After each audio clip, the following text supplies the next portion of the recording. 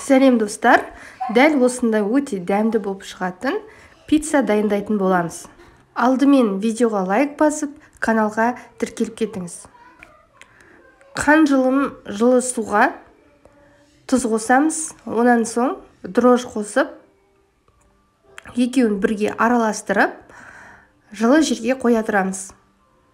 Қоспамыз дайын болғанша пиццаның соусын дайындаймыз. Майонез қосамыз және кетчуп қосамыз.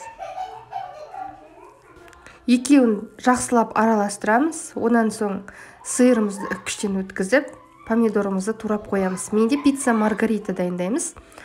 Онан соң біздің қоспамыз дайын болыпты. Оның үстіне шамалы сикер қосып, май қосып, барлығын араластырып, ұн қосып, осындай қолға шамалы ғана жабысатын жұмсақ нан илейміз. Илейіп болғаннан кейін үстіне тағы да май қосып, осылай араластырып, бетін жауып, жылы жерге 30 минутқа қалдырамыз.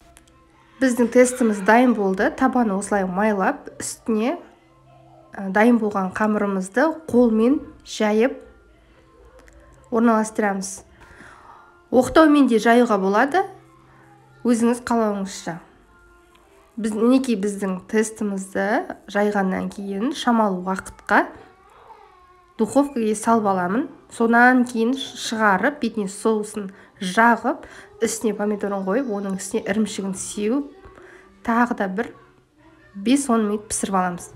Біздің пиццамыз дайын болды. Өздеріңіз бағасын беріңіздер.